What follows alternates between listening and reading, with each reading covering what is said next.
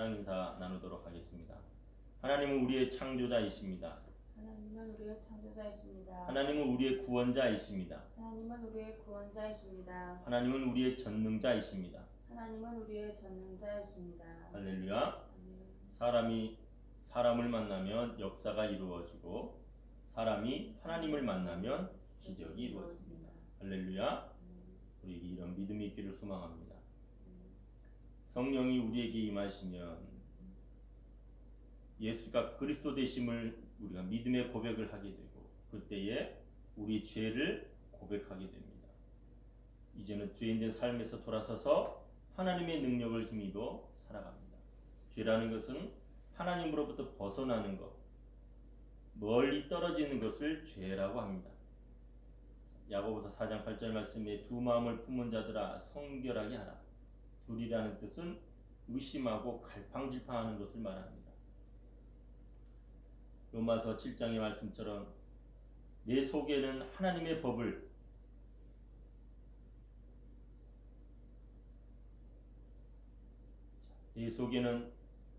법을 즐거워하되 또 한편으로는 죄의 법으로 나를 사로잡는도다 라고 말씀합니다. 로마서 8장 1절에 그러므로 이제 그리스도 예수 아닌 자에게는 결코 정죄함이 없나니 이는 그리스도 예수 안에 생명의 성령의 법이 죄와 사망의 법에서 너를 해방하였음이라 말씀합니다.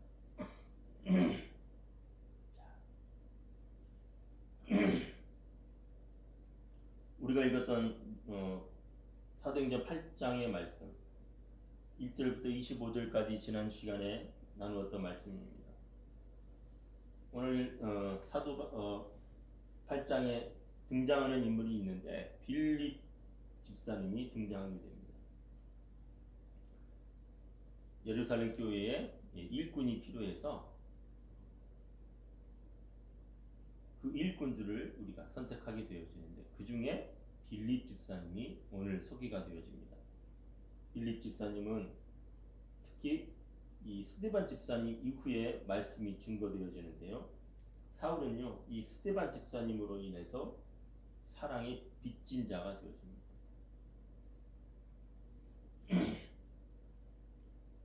사울은 사랑의 빚진 자가 되어집니다. 로마서 13장 8절 말씀에 피차 사랑의 빚 외에는 아무에게든지 아무 빚도 지지 말라. 남을 사랑하는 자는 율법을 다 이루었느니라.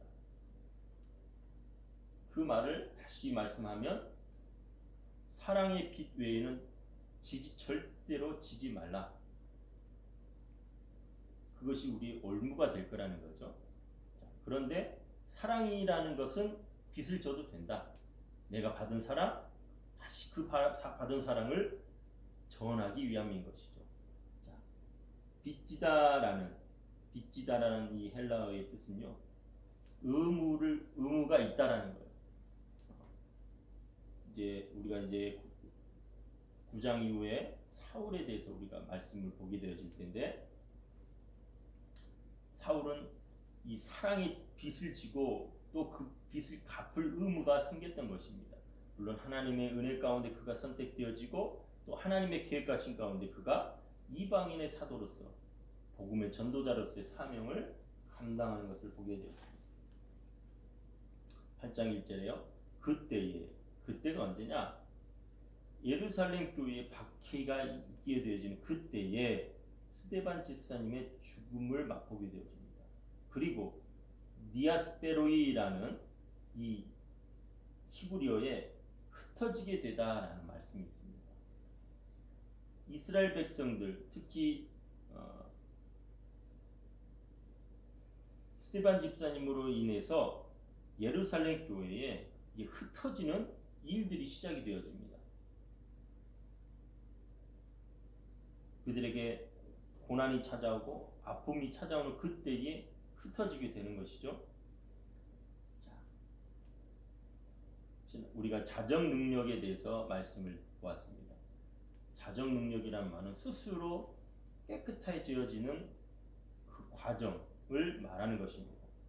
자연은요 스스로 깨끗하게 헤어지기 위해서 물이 끊임없이 흐름으로 스스로의 그 오염된 것을 정화시키는 작용을 말하는 겁니다. 그런 인간은요, 인간의 본성은 편안함과 안정감과 또 이 모든 것을 편안한 것을 지키기 위해서 그냥 안주해 버리려 하는 그런 모습들을 보게 되었습니다. 그 결과 어떻게 되어집니까? 부패하고 썩게 되어지고 파괴되어집니다. 사도행전 1장 6절 말씀에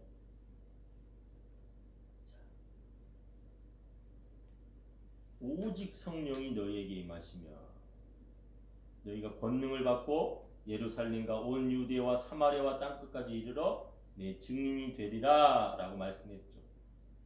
근데 하나님의 그 은혜가 임했음에도 불구하고 그들은 복음을 증거하러 나아가지 않는 거예요. 그때 하나님은 고난이라는 핍박이라는 것 도구를 사용해서 하나님의 사람들을 이제 하나님의 계획하신 가운데 내보내는 겁니다. 그 첫 작업이 뭐냐? 바로 스데반 집사님의 죽음이었던 겁니다. 근데 놀라운 사실은 무엇일까요?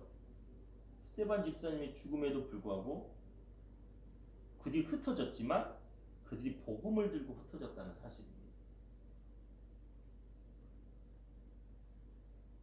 하나님이 창조자 되시고 구원자 되시고 전능자 되심을 그때에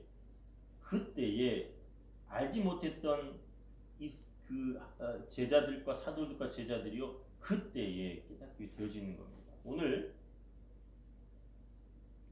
우리에게 처한 한국 교회의 가장 큰 문제가 뭐냐?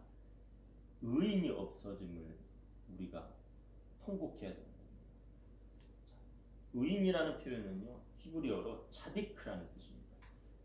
의로운 사람, 의롭다라는 표현은요 하나님의 말씀에 따라서 하나님의 말씀을 통해서 하나님의 말씀과 함께 행하는 삶을 살아가는 자를 의로운 자라.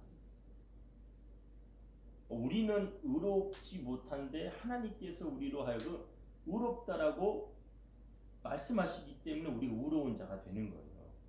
우린 죄인임에도 불구하고 예수 그리스도가 우리를 위해 십자가에 죽으심으로 말미암아 우리가 죄인 된 상태에서 의로운 상태로 바뀌어진 것을 말한 겁니다. 이건 법적인 용어예요.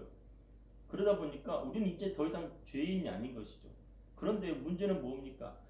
우리가 구원받은 하나님의 백성들이 이 땅에서 하나님의 말씀을 따라 살아가려 보니 자꾸만 문제가 발생해요. 왜? 세상의 관점과 세상의 법과 세상의 사람들의 눈이 우리로 하여금 불편하게 합니다. 이게 불편한 진실이죠. 그러나 하나님의 말씀이 무엇입니까? 의로운 자, 차디크라는 뜻. 이 말씀을 따라 살아가려고 하니 손해가 있게 되어지는 거죠. 아픔이 있게 되어지는 거예요. 하나님께서 그러한 이 땅 가운데 복음의 씨앗을 뿌렸음에도 불구하고 하나님의 길, 의로운 길을 걷지 못하니 하나님이 이 고통이라는 도구를 사용해서 한국교회에 지금 큰 아픔을 주는 겁니다. 근데 놀라운 사실은 이걸 깨닫지 못한다는 거예요. 하나님의 그 아픔 너머에 있는 하나님의 놀라운 계획하심을 알지 못한다는 겁니다. 욥에게 찾아왔던 고난이 무엇입니까? 자식이 죽어버리고 가지고 있던 재산을 다 잃어버리게 되고 잃어버린 게 아니라 빼앗기게 되죠. 도둑맞게 됩니다. 아내는 그를 저주하면서 떠납니다.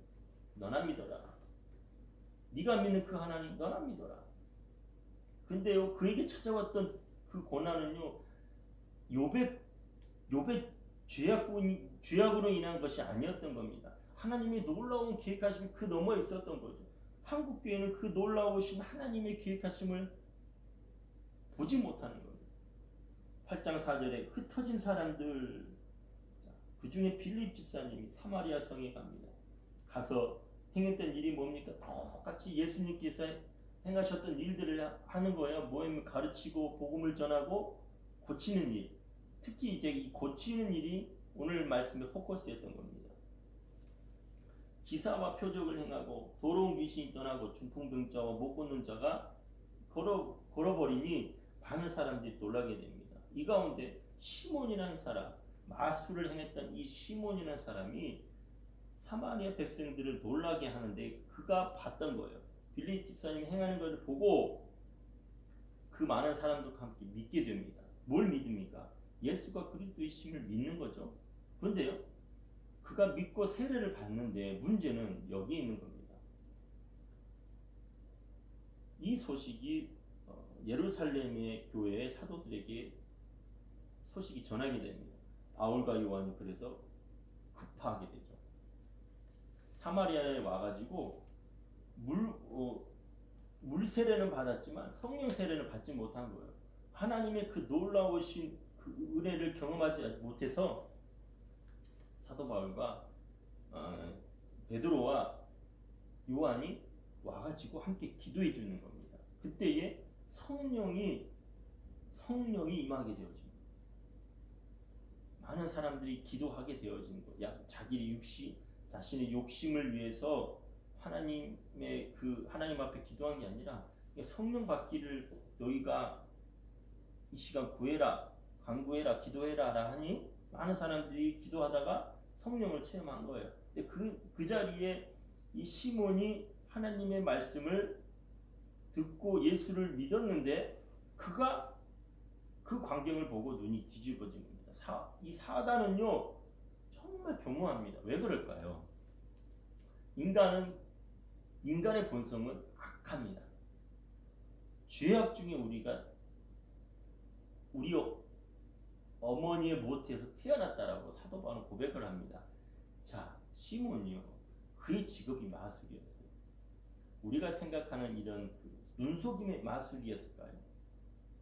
사람의 마음을 사로잡는 일을 그가 행했다. 그것만이 이제 전부가 아니라 이걸로 돈벌이의 수단으로 삼았다는 거죠. 자, 이 광경을 봤던 시몬이 베드로에게 은을 조금 내면 한 보따리 가지고 와갖고 베드로의 마음을 살려고 했겠죠. 그리고 나한테도 이 능력을 달라고 했던 겁니다. 베드로가 너의 이 악함을 회개하고 주께 기도하라 라고 말씀을 합니다. 그때에 8장 23절에 베드로가 이렇게 합니다. 내가 보니 너는 악독이 가득하다. 불의에 매인 바 되었다. 그의 마음 가운데요, 예수를 영접하긴 했지만 사단이 우리 안에 두 마음이 항상 있다라고 했잖아요. 우리가 하나님을 믿고 예수 그리스도를 고백을 했지만 우리 안에 이 죄된 모습이 있기 때문에 이 죄된 모습이 늘 살아날 때마다 예수의 이름으로 물리치고 하나님 앞에 기도와 찬송으로 말씀으로 우리를 무장하고 나아가지 않으면 사단은 지난날 과거에 내가 걸어왔던 그 모습을 되새기면서 다시 하나님으로부터 멀어지게 만듭니다. 그 죄라고 했잖아요. 하나님으로부터 멀어지게 만드는 게 죄라고 했는데 그 길을 다시 가려고 하는 겁니다. 그러니 이 물욕의 눈이 먼 권력과 명예의 눈이 먼 이 시몬에게 저주가 뽑게 됩니다. 자, 그리고 등장하는 인물이 누구냐? 이어지는 게 무슨 내용이냐? 빌립이요. 지금 어디에 있다고 그랬어요? 사마리아로 갔다라고 했습니다. 사마리아로.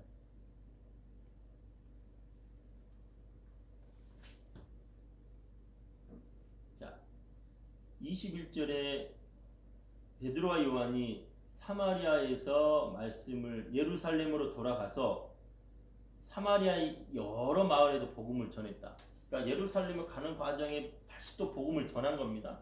자, 이때에 26절에 보면요, 주의 사자가 빌립에게 뭐라고 하니까 남쪽으로 내려가라. 남쪽으로.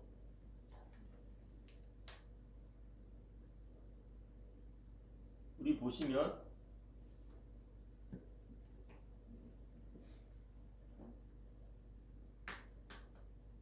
남쪽으로, 지금 사마리아에서 남쪽으로 내려가면 가사라는 지역이 있습니다. 이 가사. 이 가사라는 지역은요, 우리가 어떤 지역일까요? 가나안 땅에 이스라엘 백성들이요, 출애굽하고 가나안 땅에 들어올 때에 그러니까 가나안의 7족속 중에 블레셋 족속이 있습니다. 그 블레셋에 5지방이 있습니다. 가사, 가드, 에글론, 아스돗, 에스글론, 이렇게 5지방이 있는데 이 가사 지역, 이 가사 지역 이 주변이 블레셋, 지금의 팔레스틴 지역의 그 가사 블레셋 족속이 있었던 지역입니다. 자, 다음 지도 보면은 이 블레셋 지역이라고 했던 거, 가사가 있고 아스글론 있고 아스돗이 있고 가드가 있고 에글론이죠. 자, 이 지역을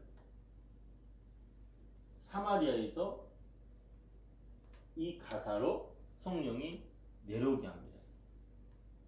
왜 내려오는지는 몰라요. 말씀하지 않아요. 그러다가 어떤 일이 있게 됩니까? 에티오피아 사람, 에티오피아가 어디 있습니까? 자, 지금 여기 사우디아라비아죠. 저 위에 이스라엘 조그맣죠. 이집트를 지나서 아프리카에 저 한 중부 정도. 자, 여기 에티오피아가 있죠. 그러니까 중요한 거는 왜 에티오피아의 내시가 예루살렘에 왔냐라는 거예요. 그죠? 물론 이제 일이 있어서 온 것 같아요. 그런데 중요한 건 성경이 뭐라고 얘기하냐면 27절에 보면 예배하러 예루살렘이 왔다라고 합니다.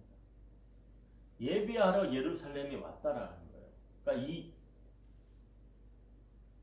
에티오피아 이 내시 여왕, 그 당시에 간다게라는 여왕의 국고를 맡은 사람이에요. 꽤 높은 직책이었던 거죠. 그가요 예루살렘에 예배하러 왔다는 거예요. 그러면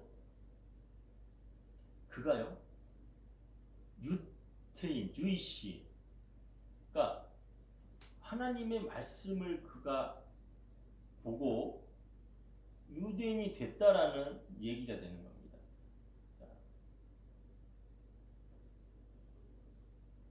어쨌든 이 에티오피아의 내시가 이스라엘로 왔다가 돌아가는 길에 무슨 일이 있느냐면 이사야 말씀을 읽는데 도무지 알 수가 없는 겁니다.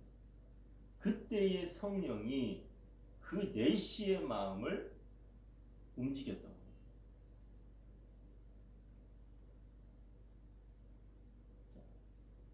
성령은 그 에티오피아의 내시를 알고 있었습니다. 그 글을 통해서 어떤 역사가 이루어졌는지 다음 시간에 제가 말씀을 나누고요. 빌립이 사마리아에 있다가 성령이 가사로 걸어가는 겁니다. 그러니까 하나님의 계획하심이 어디에서 어떻게 이루어지는지를 우리는 모르는 거예요. 그러니까 우리의 인생이 나그네와 같다는 것이 바로 이것입니다.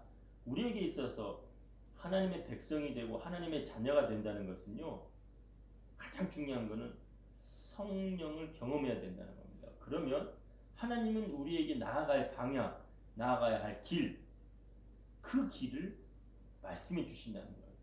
우리가 직업이라든지 하는 일이 나의 뜻을 쫓아서 나의 재능을 쫓아서 무언가를 하려고 사람들은 합니다. 그러나 성경은 우리에게 말씀합니다. 나의 재능이라든지 나의 계획 가운데 이루어지는 게 하나도 없어요. 하나님의 그 놀라우신 계획하심은요, 우리 인간의 이성을 뛰어넘는 겁니다. 이걸 깨닫는데 우리 평생이 더 시간이 소요가 되는 겁니다. 자, 이 에티오피아 내시가 이 광야의 길을 걷다가 말씀을 보는데 도무지 알 수가 없어요. 그때에 성령이 빌립에게 말합니다. 야, 너 저 그러니까 지금 수레 타고 내시가 가는 도중에 고민하고 있을 때 성령이 너 저리 가. 왜 가는지 몰라요. 그냥 가서 보니 내시가 고민하고 있는 이야기를 듣습니다. 그랬더니 그 술에 같이 올라타면서 서로 이야기를 나누는 내용이 바로 33절의 내용입니다. 8장 33절의 이 말씀은 이사야 53장 7절 8절의 말씀을 인용한 내용입니다. 한번 볼까요? 그가 곤욕을 당하여 괴로울 때에도 그의 입을 열지 아니하였으며 마치 도수장으로 끌려가는 어린 양과 털 깎는 자 앞에서 잠잠한 양같이 그의 입을 열지 아니하였도다.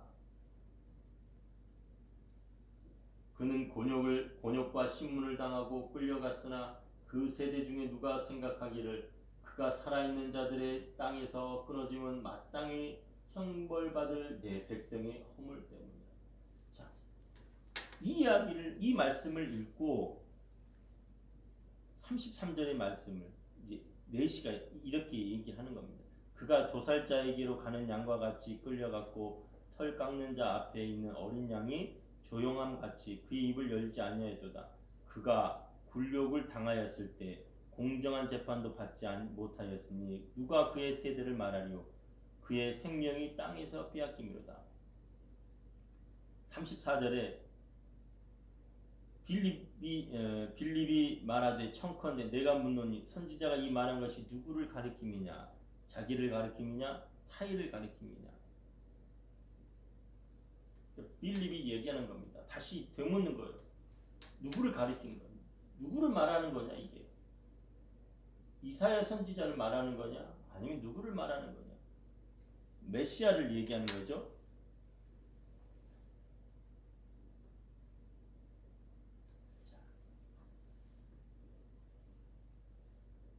이 메시아가 고난의 종으로 왔다라는 이야기인 것입니다. 예수가 우리를 위해서, 우리의 허물, 죄를 위해서 이 땅에 오셔서 죽으시고 그 죄를 담당하셨다라는 얘기를 듣자 내시가 뭐라고 합니까?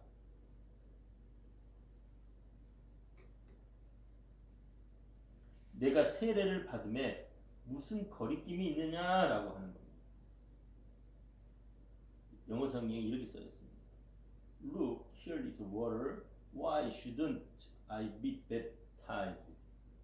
그러니까 내가 세례를 왜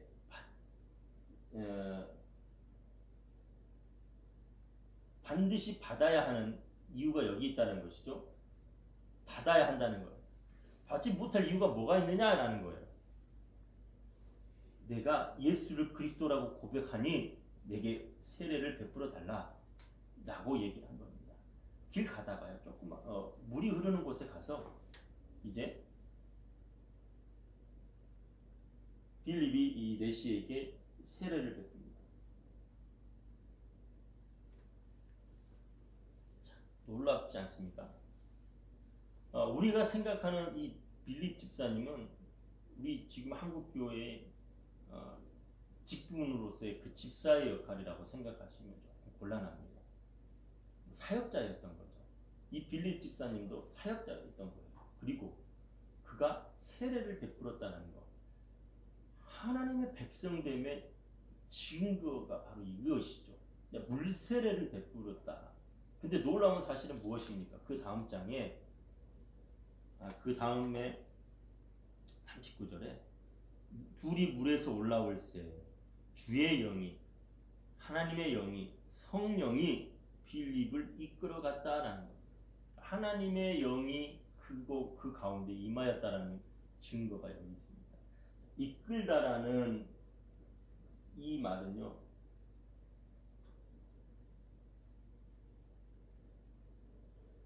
아르파조라는 말, 데려가다라는 것. 성령이 데리고 갔다라는 겁니다. 성령의 불들림 반 그가요 어떤 일을 행하게 되어지느냐. 자, 한번 볼까요?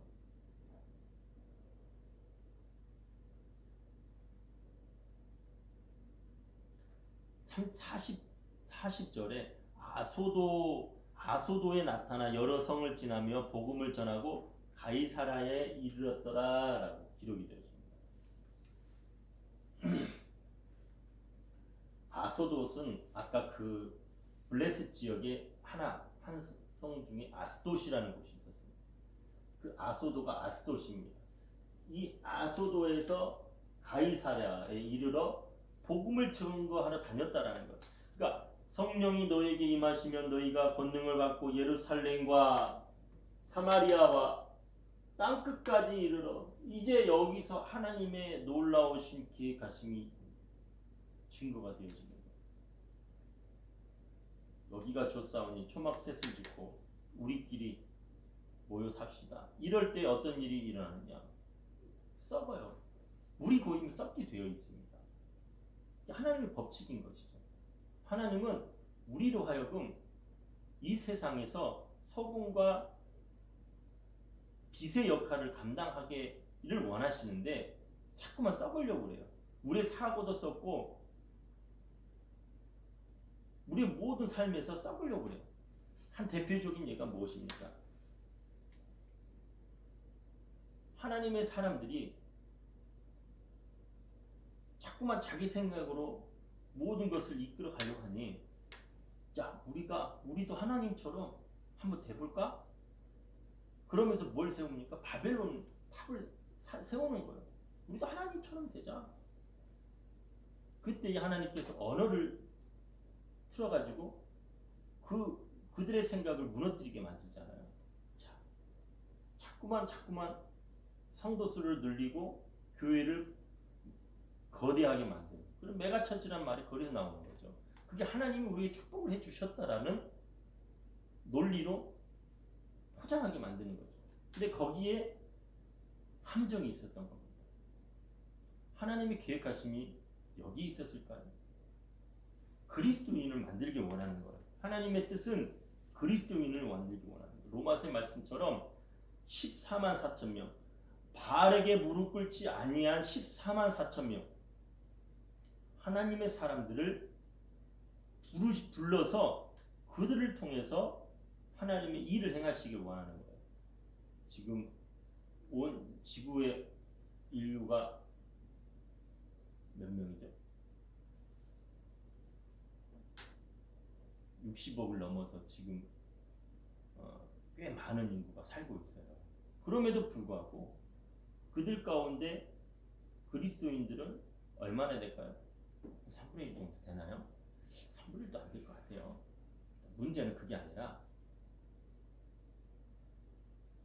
성경이 14만 4천 명이라는 이 말씀이 우리가 문자적 해석을 한다 할지라도 많지 않다는 뜻인 거예요.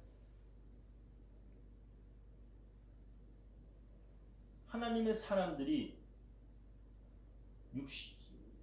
그 수많은 인구들 중에 14만 4천 명은 어떻게 보면 우리 머리카락 한 가닥과 같을 겁니다.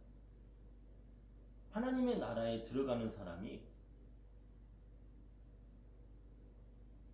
막다가 바늘기에 들어가는 것보다 더 어렵다는 이야기가 여기에 있는 것이죠. 하나님의 말씀을 따라 살아가는 것, 하나님의 말씀 앞에 순종하는 것, 그게 의로운 자라고 했는데, 하나님의 말씀 앞에 순종하는 삶이란 무엇일까요? 사도행전과 이 로마서의 말씀을 보면요, 우리는 놀라운 사실을 깨닫게 됩니다. 성령을 체험해야 되는 이유, 바로 여기에 있는 거예요. 성령 세례를 받아야만 하는 이유가 여기에 있는 겁니다. 우리의 삶의 이유, 우리가 왜 살아가야 하는지, 그 답이 여기에 있다는 겁니다.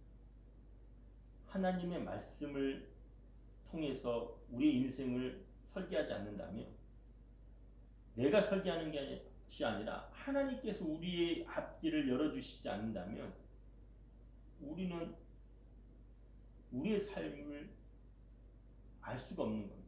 그래서 사람들이 그래서 자살을 하는 이유가 거기에 있는 거예요. 자, 하나님께서 우리에게 말씀하신 이 사도행전 8장의 말씀을 우리가 이제 되새겨보면서 한 주간의 삶을 또 우리가 어떻게 살아갈 것인지 주님 앞에 우리의 삶을 드리며, 오늘 말씀의 제목처럼 박해, 하나님의 또 다른 뜻이라는 말씀을 우리가 상고하면서 또 한 주간 살아가는 저와 여러분 되기를 소망합니다. 기도하겠습니다. 살아계신 하나님 찬양합니다. 오늘도 우리의 연약함을 주님 앞에 고백합니다. 성령이여 우리를 긍휼히 여겨 주시고 하나님의 말씀 앞에 우리를 엎드려 자복하며 나아가는 자 되게 하여 주시옵소서. 순종이 제사보다 나음이 하나님의 말씀을 들음이 여기 우리 삶의 해답이 있음을 깨닫고 또 주의 인도하심을 바라는 자 되게 하여 주옵소서. 예수님의 이름으로 기도합니다. 아멘. 주신 말씀 생각하면서 하나님 앞에 예물을 드리도록 하겠습니다.